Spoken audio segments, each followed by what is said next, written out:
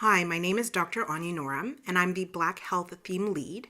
I'll be talking to you about using critical theory and systems thinking to tackle racism. I have no relevant relationships with commercial entities or potential of conflicts to disclose. The learning objectives are, first, to identify the different ways that systemic discrimination and racism can cause health inequities, and second, to explore the importance of health advocacy as a competency of medical leaders in clinical and non-clinical contexts. As a case example, I thought that I would share with you the story of Dr. Kwame McKenzie, who certainly is a system changer who used critical theory and systems thinking to address systemic racism. He's a psychiatrist and professor within the Faculty of Medicine here at U of T. He works at CAMH and is the CEO of the Wellesley Institute. And in the spring of 2017, he redefined systemic racism. But before we get into the details of that, I thought it would be important for us to go over some key terms and review some of the details from your readings. From the literature that you reviewed, specifically the text When I Say Critical Theory by Hodges and Aronson's overview of systems thinking, I've pulled some really relevant quotes here. So in it, they describe critical approaches which involve the intent to understand and to disrupt notions of truth and the structures of power that come to be taken for granted. In it, it says, critical scholars in medical education study the socioeconomic, gender, racial, sexual, cultural, and linguistic correlates of persistent or growing inequities. And finally, systems thinking can be used to address complex issues, those that depend a great deal on the past or on actions of others, and those stemming from ineffective coordination among those involved. And so I really wanted to highlight these because these will become relevant as we get into the discussion of systemic racism. First, I thought it would be important to go over some definitions. So first, health inequities, if you recall, are types of unfair health differences closely linked with social, economic, or environmental disadvantages that adversely affect groups of people. They are systematic and socially produced. And by systematic, it means that these inequities and their consequences are not random, but follow a pattern in our society. And there are certain groups that tend to be disadvantaged. They are also socially produced, so these patterns of inequities can be traced back to the social determinants of health. Discrimination is an action or a decision that results in the unfair or negative treatment of a person or group because of their race, age, religion, sex, or other category that's used to discriminate against them. Now, when it comes to systemic, or another term is institutionalized discrimination, that means patterns of behavior, policies, or practices that are part of the social or administrative structures of an organization or sector, and in this case, it could be government sector, and which create or perpetuate a position of relative disadvantage for people or for a specified group. Now, within this is a subcategory, which is racial discrimination, which can result from individual behavior, as well as because of the unintended and often unconscious consequences of a discriminatory system. So when it's part of the system, this is known as systemic or institutionalized racism. So today we're going to focus on systemic racism as a case example. But the lessons here that we'll discuss apply to almost any issue that leads to health inequities. They are, by definition, social justice issues that affect health. Another area for review that I thought we would go over is based on the lecture last year where we talked about health inequities and racism. So I presented this diagram showing racial inequities and proposing a mechanism of action. Basically how we go from social influences to poor health outcomes for groups that are affected by racism.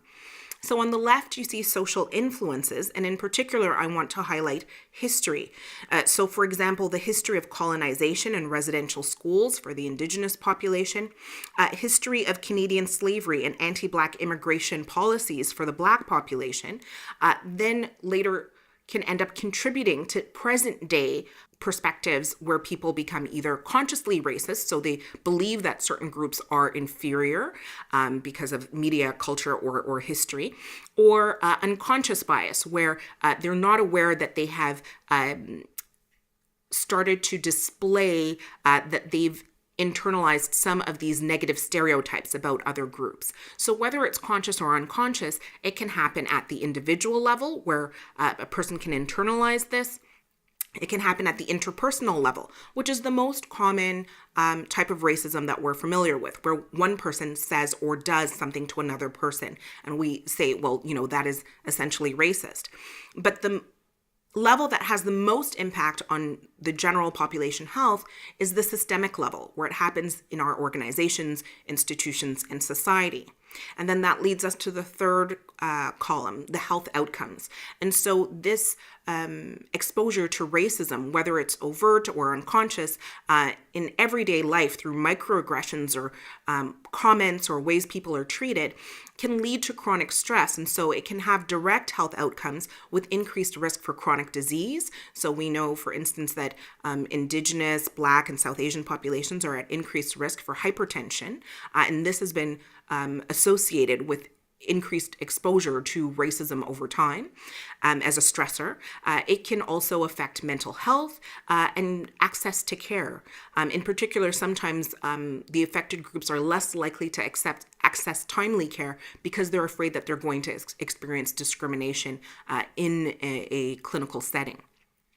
The other way is essentially indirectly, which is through the social determinants of health. And so my next slide really goes over how the social determinants of racism as a social determinant of health can be affecting people throughout their life course. And so in this slide, really I show that from childhood to adulthood, lots of populations who are racialized experience adverse situations that really could in the long term affect their health. And so systemic racism affects these people throughout the life course. And so I give some examples from the Indigenous and Black populations. So a study by the Ontario Child Welfare Services in 2016 showed that Aboriginal children are 130% more likely than white children to be investigated by child services. Black children are 40% more likely than white children to be investigated. And overall, Aboriginal and Black children are more likely than all other groups to be placed in foster care. Moving on to education, the Toronto District School Board reports that Black and Aboriginal students have some of the lowest graduation rates at 69% and 50% respectively, compared to the overall average of 87%. And a study by the Wellesley Institute looking at income gaps using the Canadian census from 2006 reported that a Black person earns 75.6 cents for every dollar a non-racialized person earns. Even when they control for immigration, education, and age, a Black person still earns 75.6 cents in comparison to a non-racialized. And in the 2016 census, it was reported that an Indigenous person earns 75 cents for every dollar a non-Indigenous Canadian earns. Of course, these are complex problems, but systemic racism can be identified as a root cause for these inequities in the social determinants of health. They lie outside the healthcare system, but affect the health of these groups. So what does this have to do with you? Well, almost all of you at some point in your career will be leaders, either at a hospital or a leader in research, clinic, or even in business. And it really is important that you recognize and understand that systems, institutions, as well as individuals contribute to health inequities. Discrimination is just one of the ways that this occurs. And so it's really important to keep in mind that in the future, you will be expected not only to be an ally, but as a leader to think about system change and challenging the status quo that upholds systemic racism and other forms of discrimination. This is certainly a form of health advocacy, which is a CanMed's role. So now back to Dr. McKenzie, which I mentioned at the beginning of this talk. So The problem with systemic racism, and here I've highlighted some of the terms that actually came up in the readings, is that it is a complex problem. There's a need to address structures of power, less so individuals. It's often unintentional, but these organizations end up maintaining inequities, even if they're not necessarily causing them. Present-day inequities are often rooted in the past, as I alluded to with regards to segregation, residential schools, or slavery, or caused or perpetuated by other groups, for instance, our police services, educational system, child welfare system, etc. It might largely be happening outside of the health world. However, all too often, he observed ineffective action from governments, institutions, and individuals to address the observed inequities.